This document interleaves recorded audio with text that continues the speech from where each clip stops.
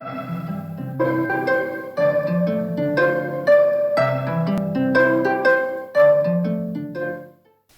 Little Mermaid. Once there was a little mermaid who lived under the sea.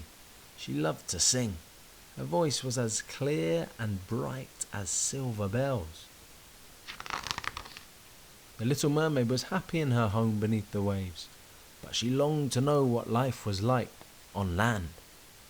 "One day you will find out," her friends said. On her 16th birthday, the little mermaid was allowed to swim up to the surface.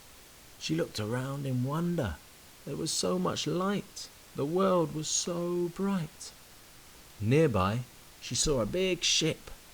On the deck stood a handsome young prince. The little mermaid was very curious about him and where he had come from. Suddenly the sky turned deep, dark blue. Thunder boomed and lightning crackled.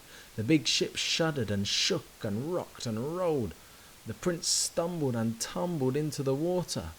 "Ah!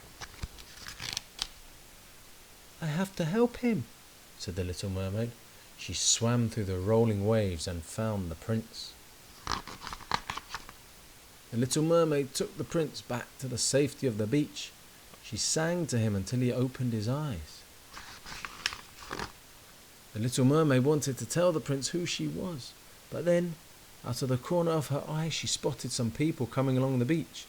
She didn't want to be seen, so she slid into the sea with a swish and a flick of her tail.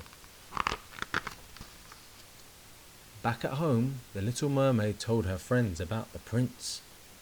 "I wish we could get to know him," she told them. "But how? I have a tail and cannot walk on dry land." "Well, maybe the sea witch can help," said her best friend. "We will take you to see her." The sea witch gave the little mermaid a tiny bottle. "Drink this tonight," she said. "When you wake up tomorrow morning, you will have legs, but you will lose your lovely voice." The little mermaid looked sad because she loved to sing, but the sea witch spoke again. "There is only one way to get your voice back," she said.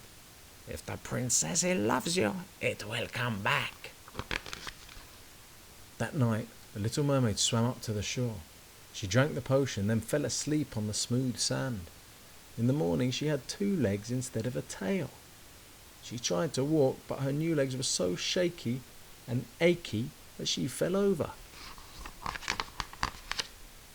Someone gently helped her up. It was the prince. "You are the girl who saved me in the storm," he said. "I've been looking everywhere for you." The little mermaid smiled, but she could not say a word. Her lovely voice was gone. The prince realized the little mermaid had nowhere to stay, so he took her back to the palace, where she was given fine clothes, books, and her own rooms. Over the next few weeks and months, she and the prince went for long walks in the palace gardens. The little mermaid loved exploring and seeing all the amazing flowers and birds. The prince had a problem, and he wanted to ask the little mermaid for some advice. "My father wants me to marry a princess from another kingdom," he said. "Do you think I should?" The little mermaid shook her head, and 2 big tears rolled down her cheeks. "Oh, please don't cry," said the prince. "I don't care that you can't talk. I would rather marry you than a princess I've never met. I love you." All at once, the little mermaid's tears disappeared, and she broke into a sunny smile. "And I love you," she said, in a voice as bright and clear as silver bells. The prince and the little mermaid will be together forever. The little mermaid looked out to sea. In the distance, she could see her friends who were waving joyfully. They knew their friend would always be happy living on dry land with the prince. And she was. The end.